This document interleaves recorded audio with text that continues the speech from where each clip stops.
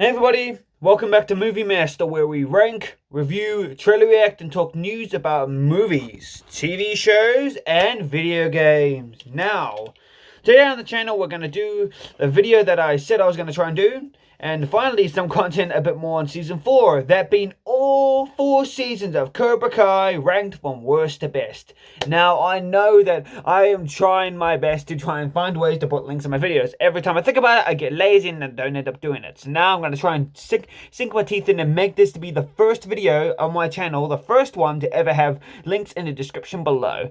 So I'm going to try and leave a link in the description for all 5 Karate Kid films ranked from worst to best, because if you want to see me rank those movies and what I think of them, I already have that down in the link below. I'll hopefully have that in the link below. If not, then I'll say sorry, terrible at it, got lazy.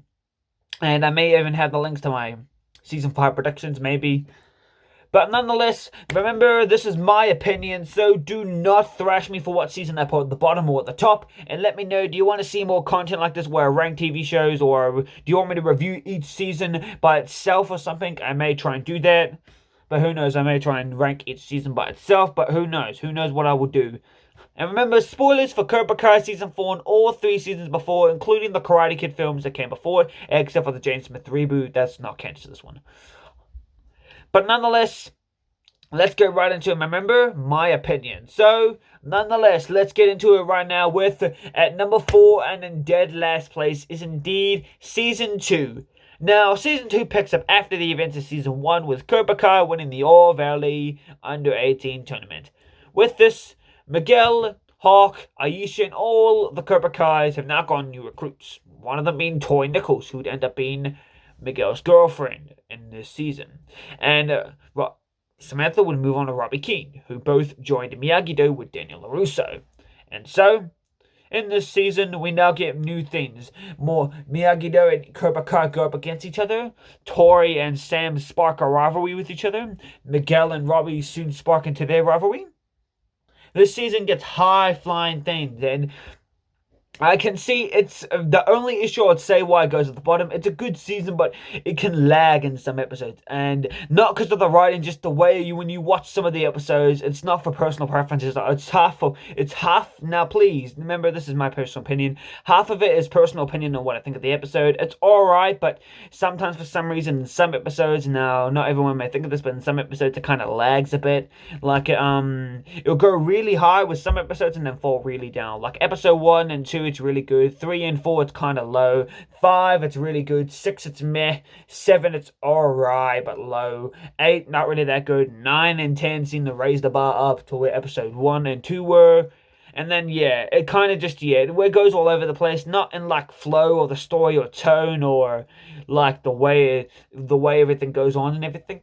Not that. It's just the episodes, the way they feel when you watch them. It just feels like sometimes a tiny bit of the writing, but in most cases it feels lagging with some of the characters and how the episode plays out.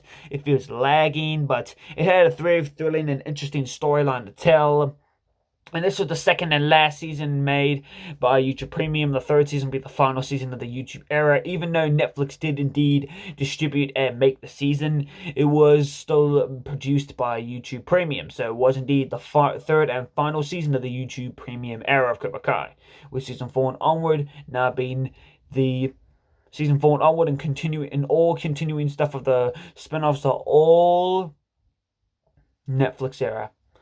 And I think Season 2 had a great story to tell. It ended on a very unique note. Miguel has now been knocked off the second floor balcony by Robbie and has now been injured. Miguel is now injured and possibly fighting for his life to even death. Robbie is now run off to where? We don't know where. Samantha is now scarred with an injury. Everyone else is left to mourn over the death of their friend. Johnny Lawrence gets Cobra Kai taken away from John Kreese. And, well, Daniel LaRusso has to shut down his karate dojo.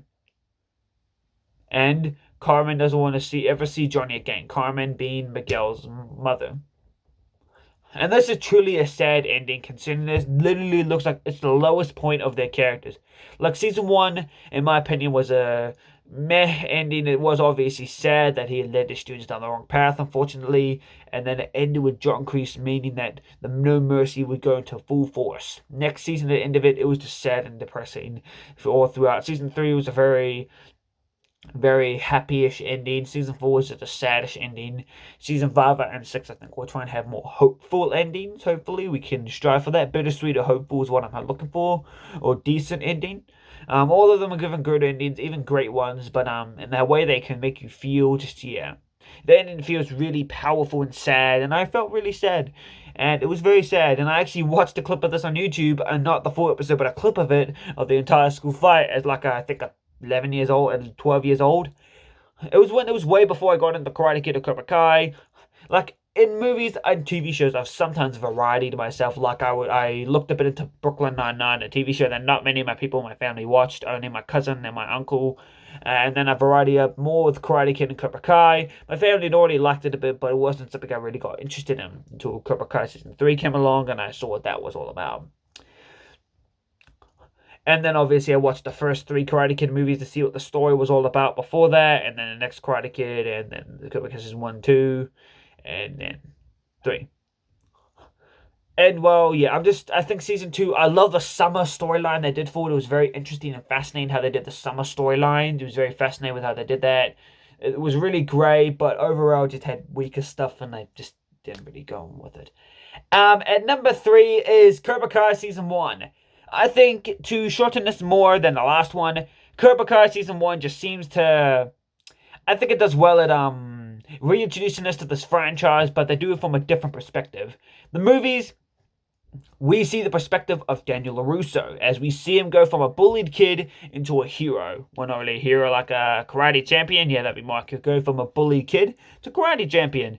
And that was a very interesting journey. I think they went with his character for the first 3 films. And Johnny's, the first 2 films, the first one, he got a bit of an arc. And this one goes... The series will go, the creators want to kind of ask themselves, and they kind of want to ask the fans, like, and the fans and critics are asking the creators in the show, how can they change these characters? How can you make Johnny, Daniel, all these characters on the show very different from when we last saw them? And even try and introduce us to the new characters like Miguel Diaz, Samantha LaRusso, Kyle, all Kyle's cronies, Eli Moskowitz, Dimitri. How can you introduce all these characters? Yasmin and Moon, Samantha's friends at the time, Aisha, Anthony, Daniel's parents, Daniel's cousin, all the people at the dealership, Amanda, Robbie Keane. How can you introduce all these new characters in this different take on the Karate Kid world? And what I really love is they take the theme of bullying and make it very, very different, but they keep it the same as the original. That's what they even pitched to William Zabka. No, that's what they actually pitched to Ralph Macchio. The first thing one of the creators said was bullying, and that's pretty much what was the pitch, and then they extended with the pitch of the idea of the show. Because obviously they had to get on board some of the original actors, because, well, when making the show, they had to get on board some of the actors. And so they obviously, when they started the show, apparently I don't know if this is true, please comment in the comments down below whether or not it's true, but get it from an article, like a article online or around the world or something, or from some YouTuber who confirmed that he got it from reliable sources that he left in the comments or something. Just find out. But apparently I think they went to William Zabka first, because, well, the show is going to be from his perspective, and I think they went to him, and then after that they got hurt. They tried to convince Daniel to hop on, and then after that they casted all the new actors, I think. They may have not been how it went, but maybe. But in the end, they ended up with very cool characters that from the original franchise, but introduced in real ones so well. And it's... Obviously, it's karate. It's so realistic and grounded. It doesn't take them to the far reaches of anything. It keeps it grounded. It keeps it realistic. And I think it's what the Amazing Spider-Man could be. Like, he has superpowers, but you can make him groundable. And that's the kind of thing I like with Cobra Kai. Cobra Kai can kind of just even up the playing field and kind of just level what these stories can tell. And I'll be very excited to see what the story holds in the store for these characters. That's what fans are asking. Well, how is Johnny Lawrence? How is Daniel LaRusso doing nowadays? And I like how they don't shoehorn in a random job opportunity just for no reason. Like, their job they have is weirdly makes no sense. Like, the jobs they all have tie back to their characters they are. Like, Daniel LaRusso loved driving cars at a young age. So, he has a car dealership. Johnny Lawrence loved karate. He has a karate dojo. All the adult characters from the original films and the new characters all have reasons why they have their jobs. Amanda married Daniel LaRusso and was a bit interested in cars, so they opened a dealership together. And Samantha was the daughter of Daniel LaRusso, that's why she was interested in karate at one point. And she was a rich girl who wanted to be popular, so she became friends with Yasmin and Moon. And I think that it's so unique with this, and the relationships were really well done too.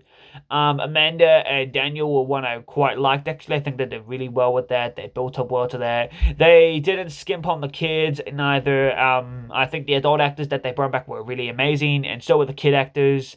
And I think the relationships they did with certain characters were really well done. And I think they were really great. But now, since I've already made the video reach a very long pace, overall I find it a very unique season, and they did so well to introduce us to this via Johnny Lawrence's perspective on the franchise, and I think they did so well with that. So, nonetheless, how about we move on to number 2? At number 2 is season 3 of the series. I think this season picks up so well from the last one. Here's what's happened in season 2. Miguel is paralyzed and probably gonna die. Who knows? And he's fighting for his life. Robbie is now run off somewhere to where we don't know. John Kreese has stolen Cobra Kai from Johnny. Daniel and the rest of the characters, what's it going to be their punishment? And they keep it so realistic. Like, how do these characters, what happens to these characters after? It's not like the big main chunk of the characters get affected and the rest of the world doesn't. Like the school, the West Valley High School, where the fight broke out in season 2, West Valley High School in season 3 and onwards, had to end up getting security guards and metal detectors because of what Tori did at the school. And then obviously Samantha has PTSD, a scratch mark on her right arm, like right up here, I think around here. Miguel's in hospital, Robbie's on the run, and it just takes such unique ways, and it just really shows the fall from grace and the rise from the pits. And they did a really good redemption arc sort of for like Miguel, where his character came back to the light. Like he was dark at one point, but then he came back to the light. And how they did that was so amazing. And Daniel finding balance again was a very nice thing. I think they really did. The touch on that was very nice. And I feel like the flow of the episode, season 1 had a great flow of episodes. Season 2 just didn't really seem to have that. That's why I kind of found it to watch. And season 3 seemed to have a better flow of the story. Even better than its next season, I think. It's better than season 4. And 2, it's kind of, I like how it doesn't try to jump around forcefully. That's the only issue I'd say season 4 would have. Even though I would say overall it was a great season, it had its issues where it would keep jumping around constantly. But even if it's on my top of the list, I still think this season did it well because it could flow brilliantly. It flowed so well throughout the entire experience. The way I felt, the way everyone reacted, the way the characters were, the way everything was, the way things would feel, the fact that Sam and Miguel got back together, that Tori and Robbie got together, that Carmen and Johnny got back together, that Danny was able to fix his dealership and all that. I just love how they cleaned up most of the plot lines and then they set up amazingly well for the next season. And it feels like that each season is one movie itself, or like maybe season 1 and 2 are one movie, and season 3 and 4 another movie, and then season 5 and 6 will be another one. Or season 1 is its own movie, season 2 is its own one, season 3. But who knows what that is. But yeah, I just think that this season flowed well. It did well. The fights were very much more fun. I found them very fun, just as good as season 2. Season 2 did even better with the fight scenes. And so did season 1, man. And I like how in season 1 they did what the original Karate Kid film did. They focused on Daniel's story. That's what season 1 did, and that's what the movies did. They focused on Daniel LaRusso. The movies focused on Daniel LaRusso. The first one and the first season of Cobra Kai focused on Johnny, with other characters being supported and mostly focused on. The second season was focused on, where the second season focused on Morley, the kids, and all the other characters, Morley on the kids, and Daniel and all that. Season 2, Karate Kid Part 2 focused on Mr. Miyagi. Karate Kid Part 3 focused on Cobra Kai and Daniel's turned evil for a bit. Season 3 focused on more the kids and how all these characters were affected after the events of Season 2. Season 3 tries to answer the question or put more up like how these characters are after this last season. That's what I kind of like how they pondered the question of. But overall, I thought it was an amazing season and it did well for what it had. And I think it was great. And overall, at number 1, I would say it had to be Cobra Kai Season 4. I'm not saying this because it's a brand new one. I think from a sense, even though not everything as a fan, not everything I dreamed for was going to come true, and I'm just very sad that not everything I had. It was very jumpy, like some characters became important, then they were plucked out of the story, like Hawk in some episodes was important, then he wasn't in some other ones. I can see what Sean Chandler means when he says they're like, in some bits of the season, Hawk's important, and in other bits he's not. In some bits, Anthony's important, and in others he's not. And I think they just do really well with this. And I think in order for me to fully tell you what I think about season 4, I'll have to get into spoiler territory. So like I said, for those of you who haven't seen season 4, you got 5 seconds until we talk. 5, 4, 3, 2, 1. So, continuing on, I think season 4 did well with they just did well with everything. The characters took unique turns. Miyagi-Do's going with Eagle fans going with Miyagi-Do's. Miguel sort of morphing into an ex-Karate Kid. Johnny's jealousy was taken to a unique stance, and I think they just did so well with their rivalry and how they bickered.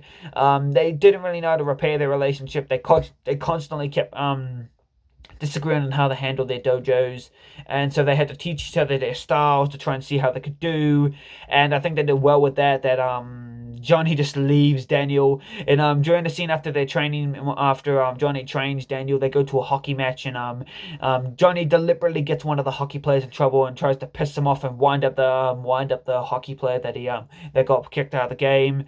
Wind him up and tell them that Daniel did it, and then after that Daniel would run into the entire hockey players team, and then they start taking jokes. Two of the other teammates start taking jokes about his wife and how they want to do the business with her, and so Daniel beats them all up, and then Johnny shows up at the last minute after he beat the hell out of all those hockey players. And then obviously after that, we focused on the next generation of Karate Kids, not the next Karate Kid movie. The kids in these movies, like Miguel, Samantha, all that, they take it to a unique stance.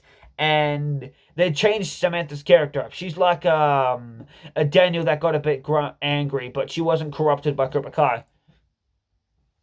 Like, you could see that her anger clearly couldn't be controlled, but I love how on the start of the series, she's like her original self. She's like the self she was from season 3. A strong, independent woman who likes to just do what her parents are told. And then soon she starts rebelling against her parents and dislikes the fact that Toy is now getting put back in school thanks to Amanda and Daniel. And we kind of see that Samantha goes downhill and starts deliberately starting fights with Tori and all the other people.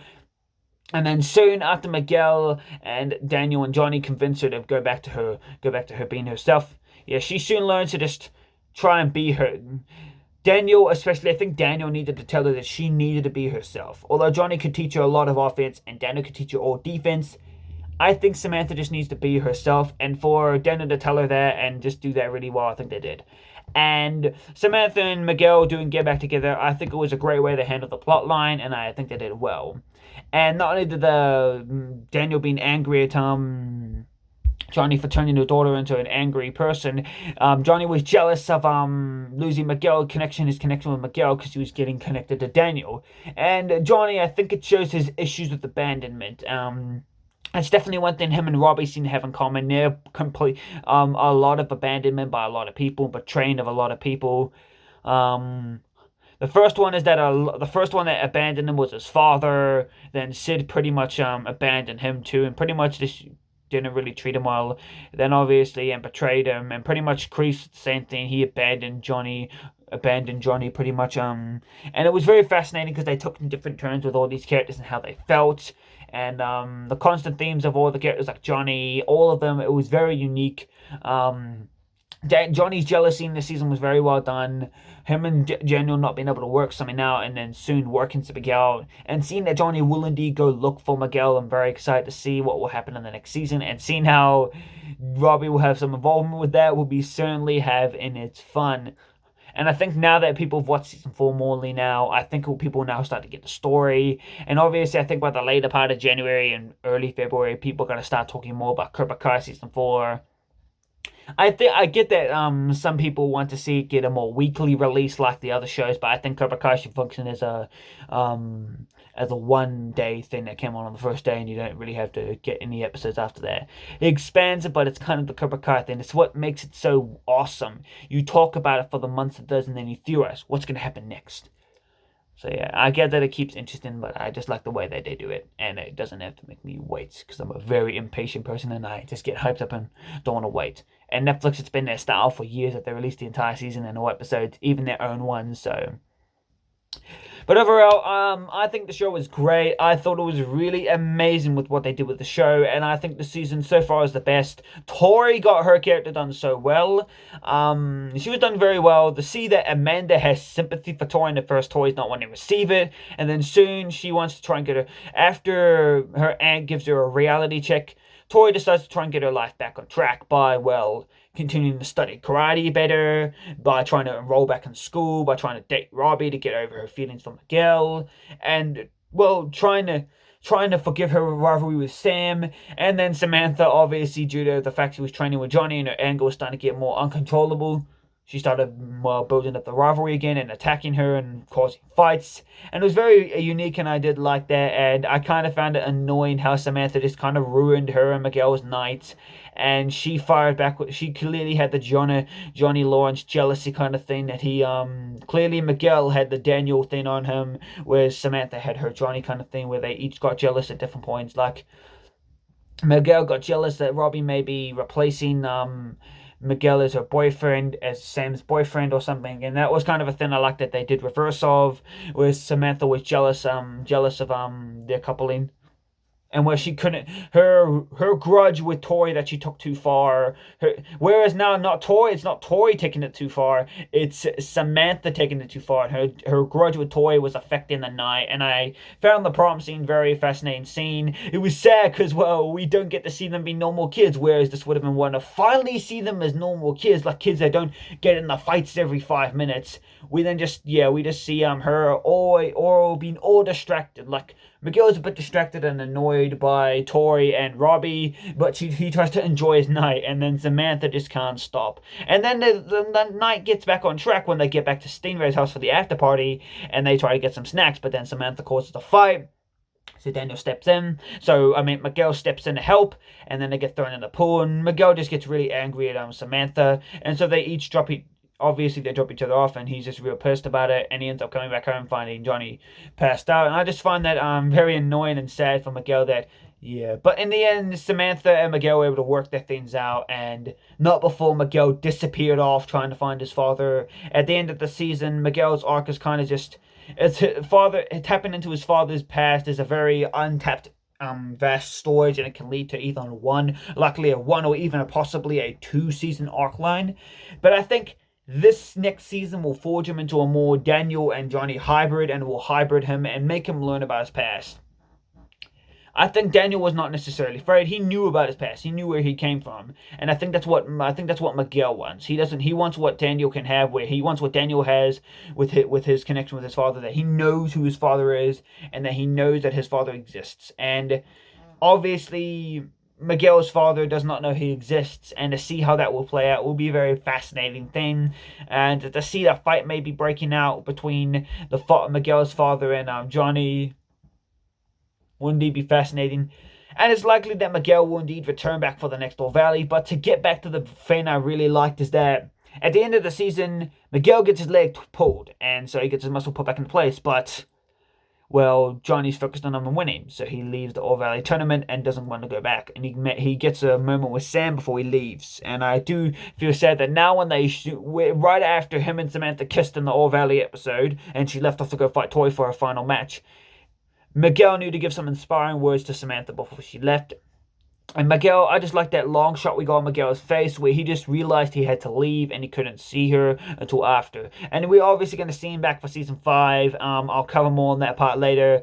But I really think they did well with this. They really knew how to develop these characters and put them in a different place than they were at the start. And they did it way better than a lot of shows. And this just shows it has writing that's really great. and they just rip apart these characters. They don't do what the CW does, no offense, where they just stretch out the arcs and then rip it apart, then stretch them out again. I just kind of like how they do a seasonal arc, and it's kind of a contained arc, and then the next season has its own contained arc for that character, and then they'll continue on. So the custody battle, I think that'll be a planted seeds, and it would be cool to see Samantha and Tori become friends, because they have too much in common. It's same with Robbie and Miguel. They have so much in common they can become friends, and then becoming like a brotherly bond will be kind of cool, and Tori and Samantha getting a sisterly bond, and then becoming kind of a friend group. But seeing Tori had to try and make peace with a bunch of the Miyagi's and Eagle fans would be so hard, considering most of them she's beat up, or yeah, she has history with. Yeah, so it'll be very fascinating to see her turn back to the light. And personally, as a fan of Paintless and knowing that she played more lighthearted characters, it'd be cool to see her as a good guy and try and mend her ways, and seeing her learn that Miyagi-Do style where she has to balance herself yet keep the good offensive, like learn her deep-rooted offense that Cobra Kai had from Kreese and Terry Silver, and then obviously learn the offense from Eagle Fan, and then learn offense from Chosen, and yeah, and then obviously she'll learn the ultimate one, balance, defense, and well, clarity from Daniel. And obviously, Tori will get her own arc, and it'll be very fascinating. And I think Samantha and Tori will be a plotline focused on in the series. And one scene I really like that encapsulates what I'm trying to say is, there's a scene in episode 10. In the episode 10, there's a final fight in the All Valley tournament between Samantha and Tori wins the final match, making her the winner of the All Valley. And what's a cool notice is that since they make sure that we're distracted by the fact that the good guys lost and the bad guys won, and that since we're so shocked we don't know those little details, maybe people notice this more than I did, but I didn't the first 2 times I watched this. Samantha, right after Tori beats Samantha, Tori gets up to try and put her hand up to help Samantha up, and asks if she's alright, and the reaction of Samantha, she says what, which gets overlapped by the cheering. And seeing Tori leave and have to change her arc and becoming a different person is very cool, and I think her trying to strive to be a better person would be a good idea. And I think seeing her being friends with Samantha would be a very unique idea, and where they could go with this. And season 4 ends on such a great note. Like, I think it's teasing up a great season 5 they already have in store. Each season ends and teases up a great next season. Season 1 teases a great season 2. Season 2 teases a great season 3. Season 3, 4, and season 4, 5. Okay? But nonetheless, since I'm getting really far on the video time, I'll just leave it at that for you guys. That is my ranking of all 4 seasons of Cobra Kai. So I've done the movies and the TV shows. No games. I'm not ranking the Karate Kid games. Those are like really old side-scrolling beat 'em ups. I'm not really that good at those kind of games. It looks like an awesome game, but I'm not really that good. No, none of the cartoons. I'm not doing the cartoons. I'm not going to be ranking. I'm not ever going to review the 2010 reboot. But yeah, tell me what you guys think in the comments below. Do you guys love Cobra Kai? And what is your favorite season? And who is your favorite character? Nonetheless, tell me what you guys think of all of that in the comment section below. I'll let you guys go. See you guys later until the next video where I do the ultimate Cobra Kai ranking and Karate Kid ranking. There'll be a later video. I'll be indeed ranking all the characters and all that. But yeah, tell me what you guys think. And I'll see you guys next time, okay? Bye.